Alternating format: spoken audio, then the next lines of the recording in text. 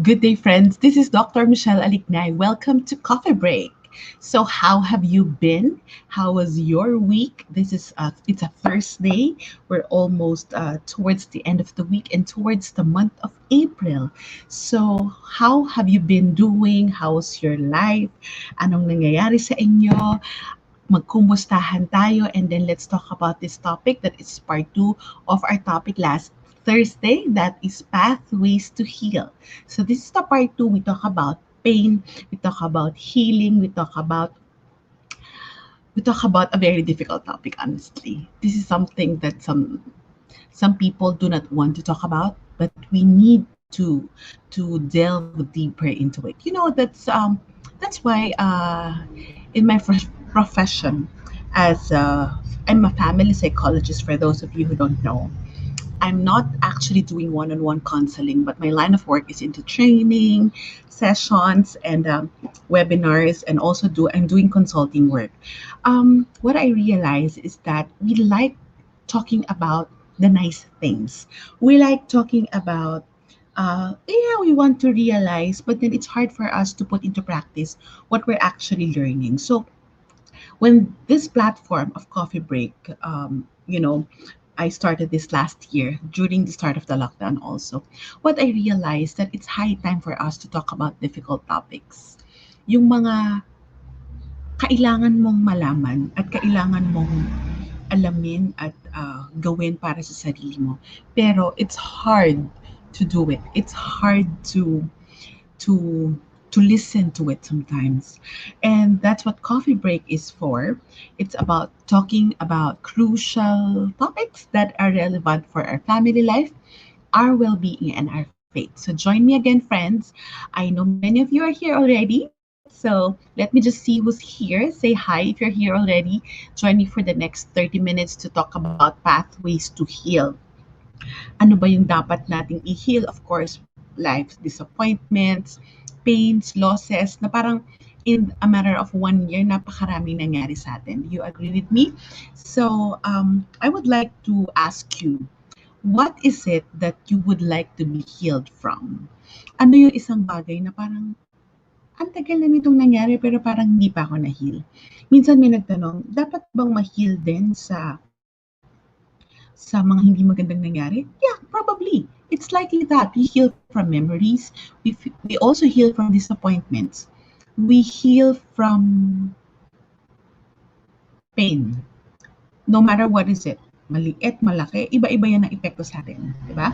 So I would like you to note in yourself, is there something is there something that's inside me right now that I would like to be healed from? And then I would like you to capture that for the rest of the session. And as you listen to me, tingnan natin kung paano tayo makaka makaka-connect at makakatulong sa proseso nating lahat. I like really speaking some things in Tagalog, okay?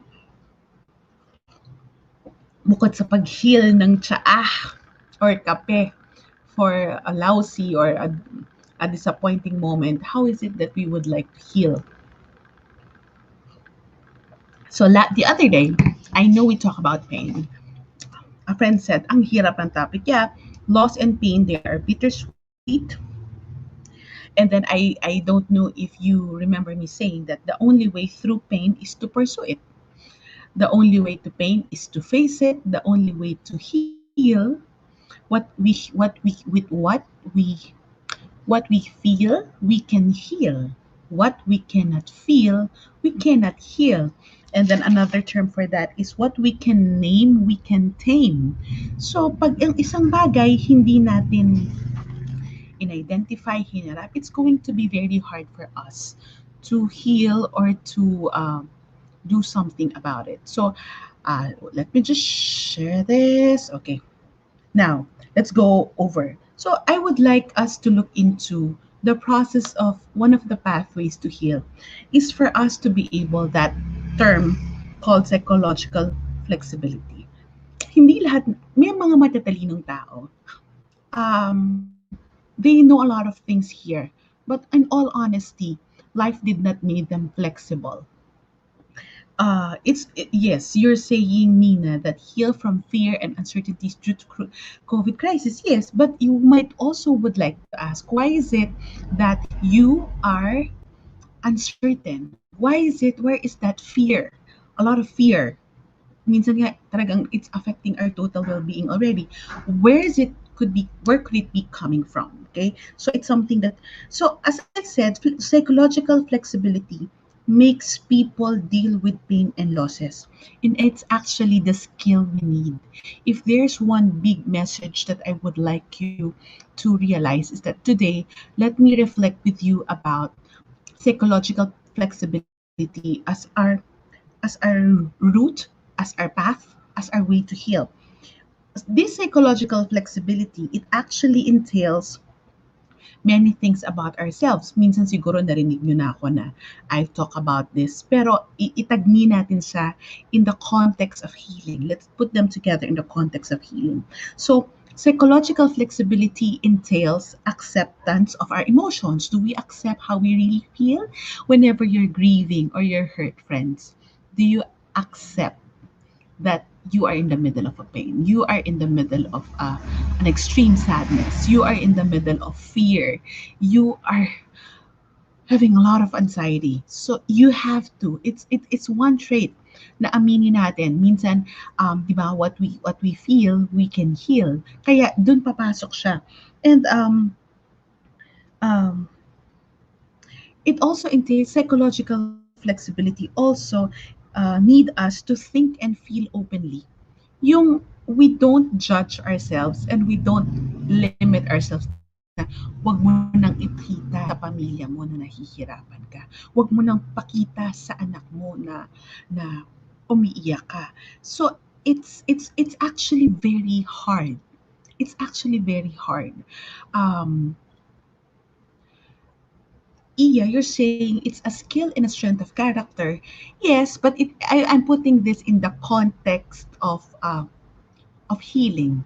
I'm putting this in the context of in the dimension of how we heal, because not everybody would heal the same way. Not everybody would heal and go through difficulties and loss in the same manner. And when we look at it also, when we are psychologically flexible, we are able to attend to the present moment. We are not overthinking. We are not overanalyzing. I should have done this. I should could have done this. But we are attending to ourselves. We are attending to our pain. So the word there is attending. Do umattend ka ba? I want to ask you, have you attended to yourself? Have we attended to our needs?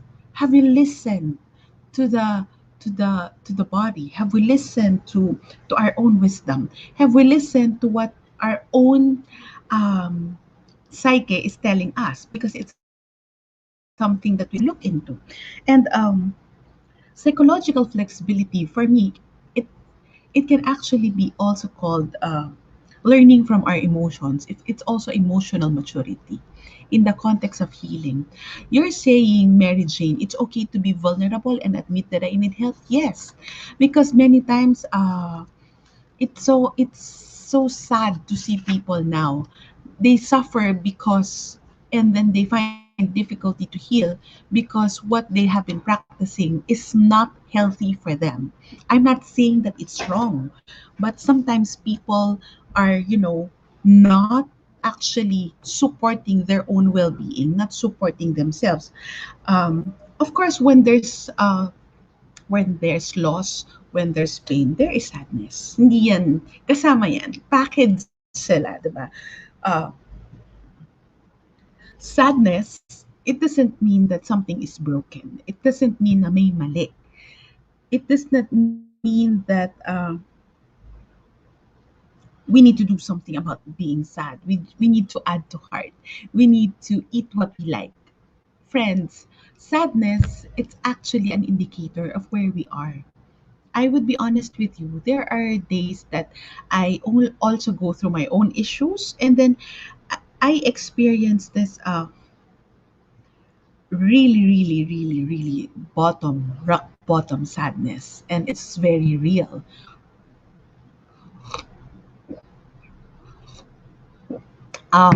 Jing, I would like to take it off from what you're saying. I need to work on psychological flexibility when you have to fight your battles alone, when you feel you have to protect the person and your children. I know we are well meaning, but honestly, in my book, in my words, I don't like to look at life as a battle.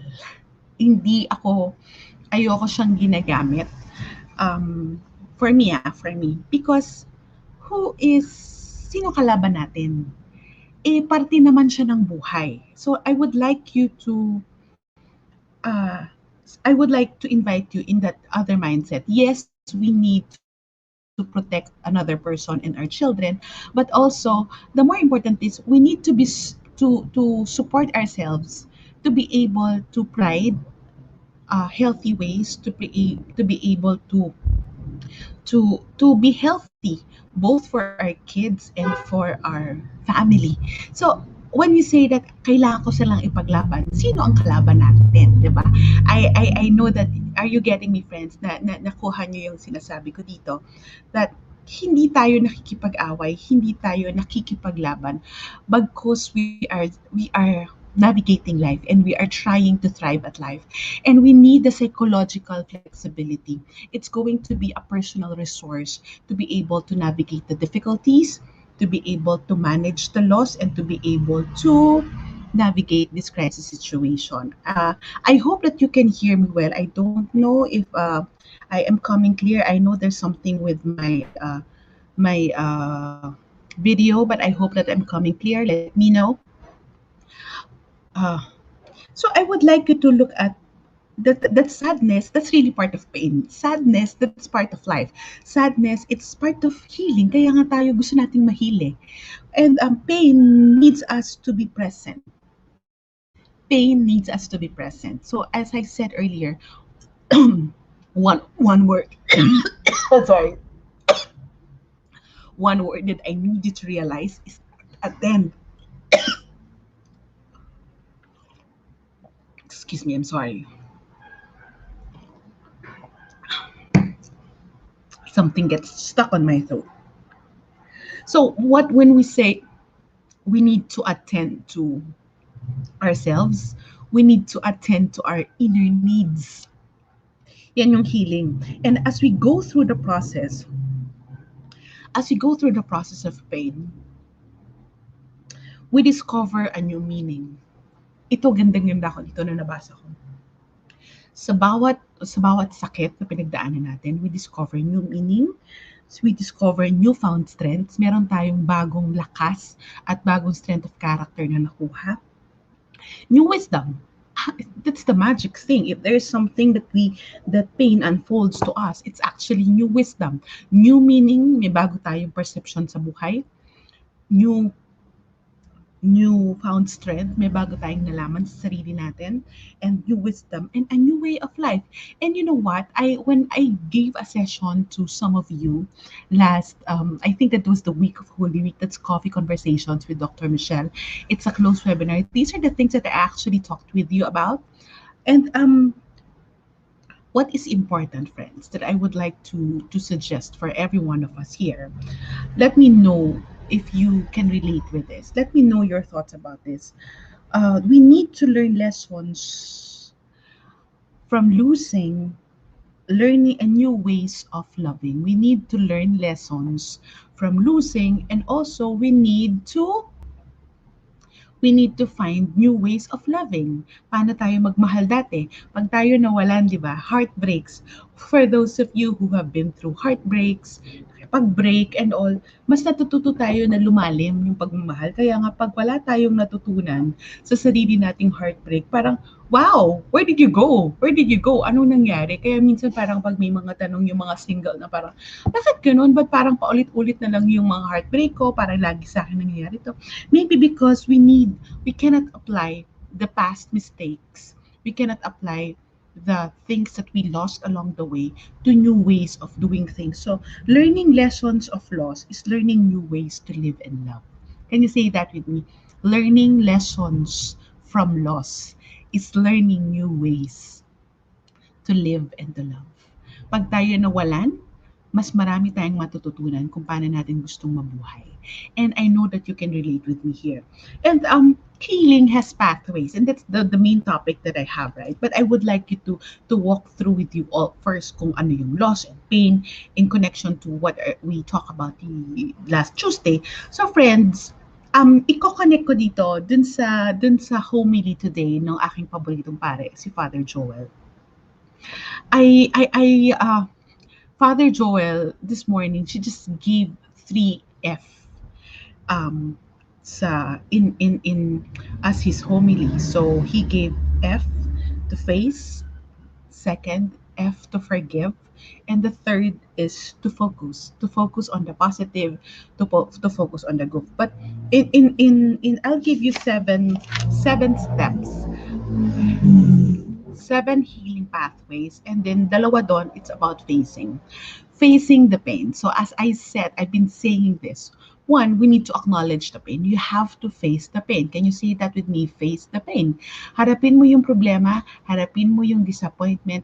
I'm sorry to say, if we lost a person we love, we need to deal with the loss. Okay? Yun yung pinakamasakit, but we have to acknowledge it and we need to face it, whether we want it or we don't want it. The second, embrace the pain no matter how uncomfortable it is. Embrace the pain no matter how uncomfortable it is. Ito parang, wow, ganun talaga. Kailangan mong yakapin. Embrace your pain no matter how. The pain may be a loss. The pain might be a lost dream. The pain might be a major disappointment, or a life dream that you have na hindi natuloy. It may be loss of resources that you've worked so hard for, but because of too many things, parang we lost. So whatever it is, you have to embrace the pain no matter how uncomfortable. I know the sentiments of many parents. They would like to protect their kids from the pain because they don't want their kids to be uncomfortable. But let me just tell you also, if we shield our kids from a pain that is supposed to be theirs, they will not grow up. We cannot forever shield our kids from the pain. Kailangan talagang minsan makita nila na uh,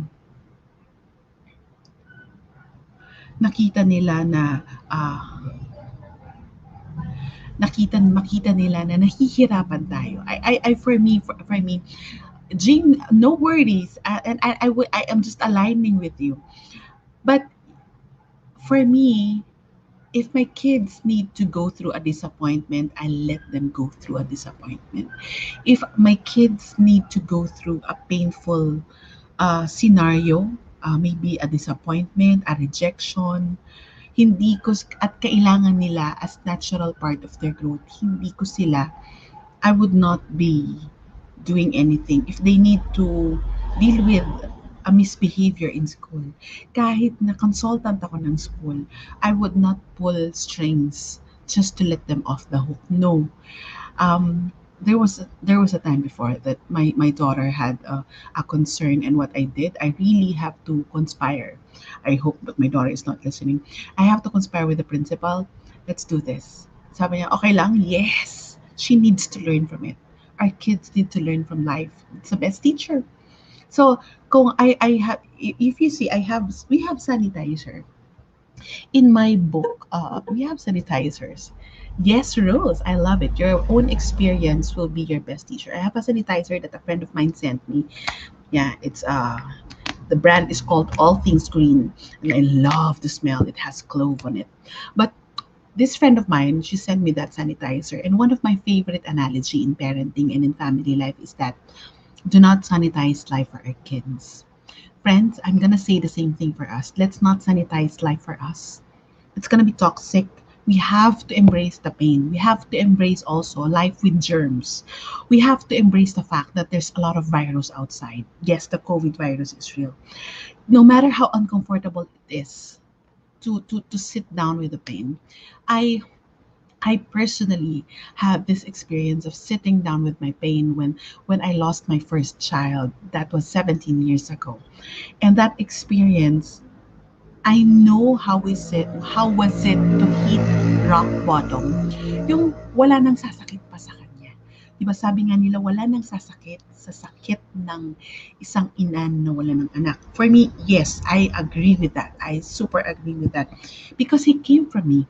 And we need to acknowledge that kind of pain. And I have to embrace that pain no matter how uncomfortable.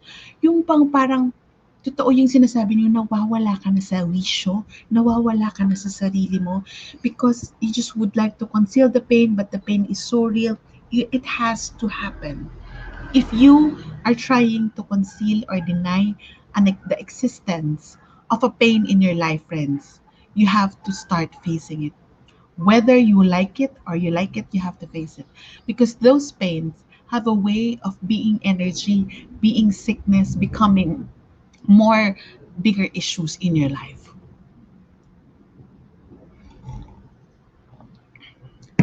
Um, because when you also embrace the pain, you don't you don't conceal that I am okay. I don't. So one time, if my daughter would see me cry because of a disappointment, she would see me cry. Maybe that's a strength of character also to allow ourselves to cry and to grieve. And then one time, what she did is just I don't need to explain to her why I'm crying. When she was little, La Luna, when she's very perceptive, what she would do, she was just put her arms around me. Na, it's okay, mom. It's okay. It's okay, mom. It's okay. And then I will tell her, can you just give me a hug? Because I need your hug right now. And then that's okay. She knows I'm crying. She knows I'm in pain. I have to tell her, mom just has a lot of difficulties right now. And she will know that life is not perfect. As you said, Grace. Hi, Grace. She's my student before. Do not sanitize life for your kids. Do not sanitize the pain to make life comfortable. Yan ang quotable quotes mo. O, di ba? Dala ko pa rin hanggang ngayon because it's really true. So that's it. Embrace your pain. One, face. And through facing, the first one, we acknowledge the pain. The second, yakapin mo. Kung tao yan at siya yung pain mo at burden mo, yakapin mo. It's just admitting that yes, we're in this boat, and the only way that I can heal from you is to embrace you and to accept you fully. So another thing, embrace your pain. And the second thing that Father said earlier is that face your pain and then forgive. Ang hirap niyan, mga kaibigan. Have you forgiven someone even if they did not ask you for forgiveness? We have to. When we say forgiveness, many people thought that forgiving is actually kailangan natin mag-usap, kailangan natin mag-heart-to-heart talk, kailangan kong sabihin sa iyo na pinapatawad na kita. But sometimes, friends, forgiveness is an inward process. It was said that forgiveness is a gift we gift ourselves. Minsan hindi yan kailangan hingin at hindi mo rin kailangan harapan kayo ng tao because some people would not even recognize na nasaktan ka nila, di ba? They would deny that. So, forgiveness is opening yourself to new perspective. Look for what is there. Is there pain? Is forgiveness needed? Look for the purpose behind the pain. That is also forgiving. If you have forgiven, you'll see that if you have forgiven a person, parang you're unleashing a lot of things and you are slowly trying to put new meanings, and then finding new purpose or new meanings and new mission amidst that pain. And also, you have to look into, hey, kaya ka ba kami nag-away dahil dito? Or maybe I'm also to blame. Either you are to blame, minsan hindi na kailangan malaman. Yun yung pinaka masaklap eh. Minsan hindi na natin kailangan i-analyze yung sino yung may sala. We're not, and who's right or wrong. We always tend to like that. I'm the one who's right, who's wrong. Ako yung alanganin, siya yung alanganin. It's not about that anymore. But it's about I need to unleash this pain. I need to unleash my struggle. I need to forgive the other person. I need to forgive the world. I need to forgive the government. But importantly, I need to forgive myself because I'm so harsh on myself. I need to forgive myself because I am taking responsibility for this. Yun ang pinakamahirap eh. We have to learn to forgive to be able to give birth to a new meaning and new perspective, new meaning because of new perspective and also a new mission. What is this pain teaching me? And then another, so that's the two parts of forgiveness is that it's opening to new mission, it's opening to new perspectives. And another is that accepting of new emotions surging within you. When we forgive, we have to forgive ourselves because the more we do not forgive, the more there will be a surge. You know, the surge in the virus. Sometimes, do you experience also a surge in your emotions? Friends, do you experience that? You're actually having a surge of emotions. Yung ang daming nangyayari, ang daming nararamdaman, ang daming dikit-dikit. Nainis ka, nasaktan ka, nawalan ka, dikit-dikit. Hindi mo na alam. Kaya nga, as I said, when we experience grief, when we talk grief, di ba?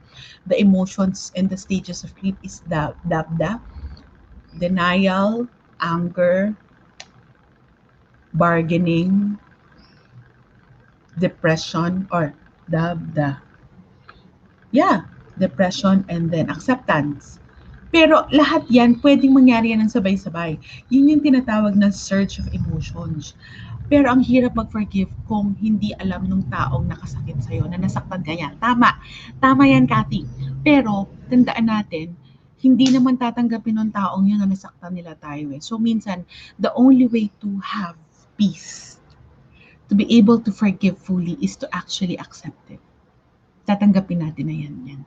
Tatanggapin natin na parang, okay, talagang iba yung ugali niya. And you'll just forgive na yun na yun. Yun na yun. Hanggang dun na lang yung alam. Hanggang dun na lang yung resources. Be accepting of your emotions surging with you. Forgiving also is that tinanggal mo na yung dinikit-dikit. So, pag naiinis ka, alam mo nang finergive mo eh. So, natanggap mo na yung sitwasyon. So, parang mas madali na nating ma-decompress at declutter. Kumbaga, magkakaroon na ng social distancing yung emosyon. So, it's also not forgiveness. It's not just for the other person, but it's also for us. Because what happens to you if you don't forgive? Di ba tayo yung umiiwas, tayo nang bablock, tayo yung hindi masaya, tayo yung parang, sorry, tayo yung ang daming dala. And parang ngayon, essential pa ba yan? So that is something that we need to recognize. We have to learn to forgive so that one, we can be open to new perspectives, to new purpose. And then second, we can be more accepting and of the surging emotions and we can be able to help ourselves. And the pathway to healing, face, forgive, and then the third one, focus. I'll use that. I'll use that word from Father Joel. Focus on the good. But here, I would like you to look into this. One tip is that one pathway is that focus on yourself, on your thoughts, if helpful or not. Focus on how you think. Focus on your thoughts. Minsan yung parang, pag nagsimula ng, I remember before when I was young and then I have a major disappointment called breakup. Pag nagsimula na akong makaisip na, siguro ganito siya, siguro, you know, our what ifs and should be's, I start telling myself na, wait, I need to stop it kasi hindi makakatulong. I look at it as para siyang langaw, yung mga thoughts kong yon, hindi aalis yung langaw, kailangan ko siyang issue away. And that's exactly what I'm telling you. That's how we focus. So if we catch ourselves with an unhelpful thought, we have to start saying, okay, I need to shift. This is not helpful. Hindi ko na kailangan mag-research tungkol dito. Hindi ko na kailangan i-explain pa or i-analyze pa. I know that I'm not feeling well. I know this is not healthy. I need to to get out of it. Okay? So there. And look at it. Focus. what we can focus is that we can focus. Jing, you're saying that what makes it more painful when the person never apologizes. Yes, and if we are focusing on the person uh, not apologizing, eh, hindi naman nila alam. And iintayin pa ba natin na mag-sorry sila before we forgive? Pwede naman kasing mag-forgive tayo without them saying sorry. Tayo pa yung sasaya. And someday, pag nagkita tayo ng tao, kung tao yan, nakangiti na tayo. Tapos sila, kung death na kill sila, and then it means that it's not the more reason that we're not supposed to pursue with the relationship. Diba? So you have to catch yourself with your thoughts if it's helpful or not. Fixated pa ba tayo dun? Ano bang gusto mong mag-focus for you to be able to forgive and to be well? Or would you like to focus on the other person and put your energy in saying na hindi naman kasi siya marunong mag-sorry. Bakit ba siya ganyan? Friends, I think that is a human limitation. We always would like to look at the other person. We always would like to blame the outside circumstances. But it is high time. If we want to heal, I have to tell you, nobody can help us but ourselves. So we have to learn to forgive and to catch ourselves looking at the positive things. We have to catch our thoughts and to focus our thoughts into more productive, more healthier ways. Is that clear? Kaya ba natin? Grace, as you said, langaw thoughts, shoo them away. Yes, para siyang langaw, shoo them away. Hindi yan aalis pag hindi mo inalis. So get that fly swatter and shoo them away. So another is focus with the critical people in your life. Focus with the right people. So sometimes we focus our energy on the people that parang binigay mo na sa kanila lahat ng effort mo pero parang wala pa rin nangyayari. But if we would like to heal from some circumstances, either loss, pain, or death, we have to uh, we have to really focus on the more life-giving people. Baka nakakalimutan natin na parang I can focus on other people and we need the help of the more helpful people. As you said, Jordan, forgiveness does not mean reconciliation. Tama, I agree with that. Hindi ito yung image na nasa movies na kailangan may reconciliation. Hindi ito kailangan mag-treat kayo. Hindi ito kailangan na mag-reconcile kayo and to ask for forgiveness. Gusto natin ng inner peace? Yes, and that inner peace is actually the path to healing. Reclaiming that inner peace, it's the path to healing. So connecting with the right people, the people who are helpful, the people who matters, that's what we need right now. And more importantly, the last, we focus on the Lord. We focus on our God. We focus on the our maker. Kasi alam niyo friends, when I lost my son before, um I am just so thankful that the mindset that I was able to carry is this, that I will share with you. Lord, hindi ko alam kung ano yung purpose mo. Bakit as young as I am, mabait naman akong tao, bakit ako nawalan agad ng anak? Yan. But, hindi kita naiintindihan. I don't have all the answers. But someday I'll know. Someday I know this pain has a purpose. But I will just look at you, Lord. I will just focus on what you want for me. Because if I focus on the pain, because if I focus on the loss, I might not be able to survive. But if we focus on the Lord and we focus on what He would like for us, how He wants us to grow, how He wants us to become a better person, even if we're wounded, even if we are pained, even if we encounter so many difficulties, and then it's going to be beautiful. Wala naman ginawa si Lord kahit na sabihin natin na, pero paano mo makikita yon?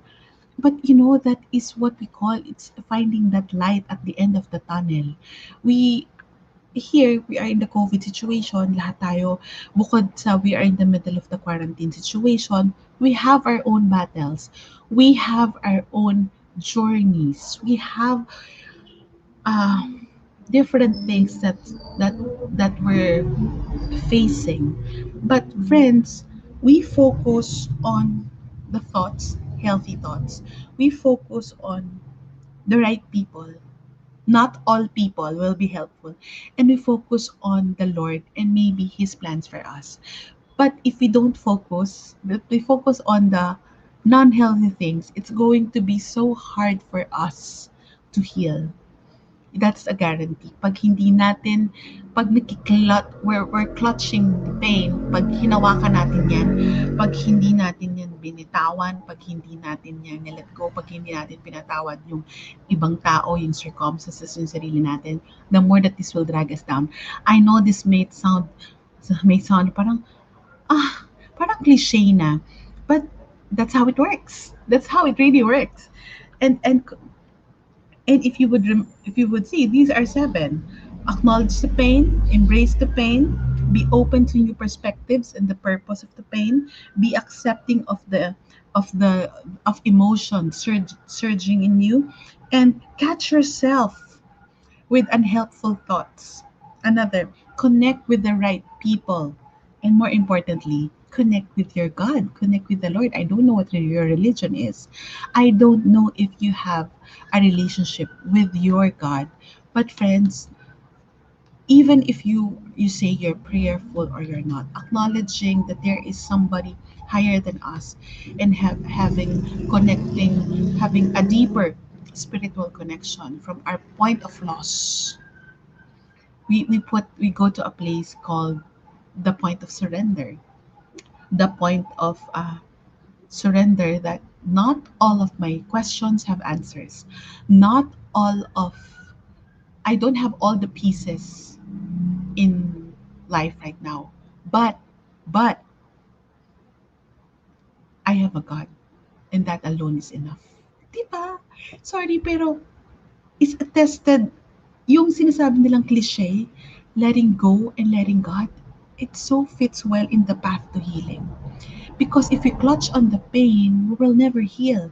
But if we let go so we can let God be God, we can just move aside so that we can allow Him to work in our lives. And isn't it wonderful? Diba? Kung ano man yung nangyari sa atin, iiyak tayo, dadapa tayo, hahagulgol tayo. But at the end of the day, God is still in control. We may not, friends, I know our human tendency. We always want answers. Tama ba? Gusto natin lahat may sagot. Lord, bakit ganito? Pero minsan, what I realize, and I think this is something I wrote in my book, The Beauty of 40. Sa buhay, and when we're older,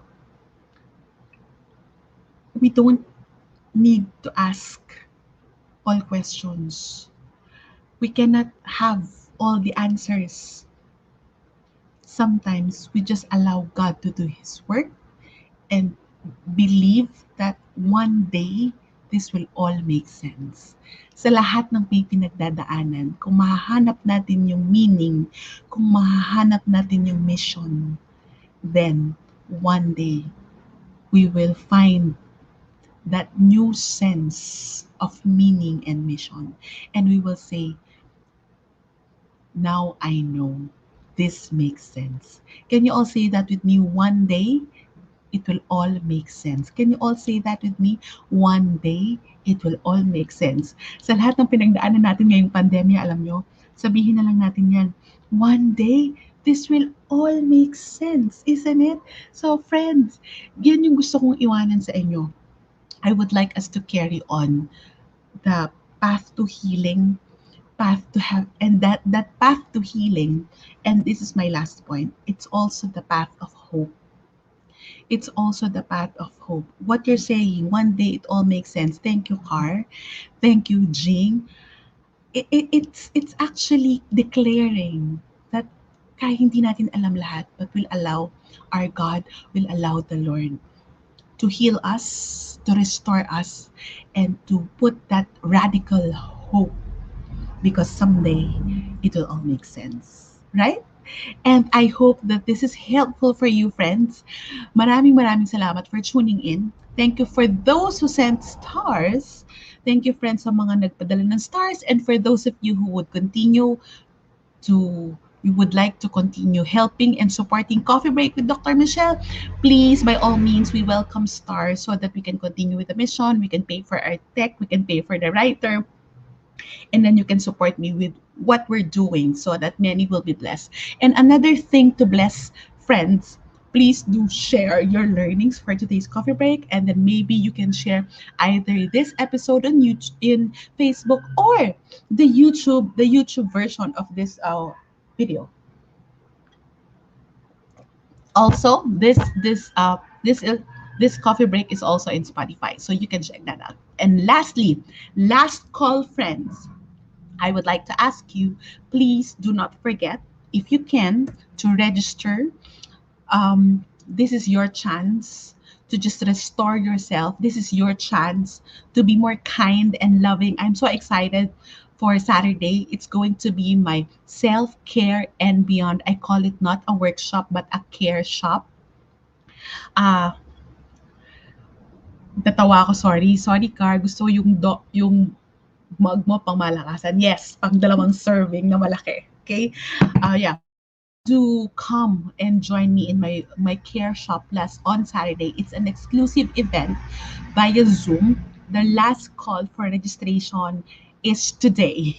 So if you're interested, so that we can send you the payment details, and it's only 990 for a worthwhile 2 hours of learning and enriching yourself. Promise, hindi kayo malulugi.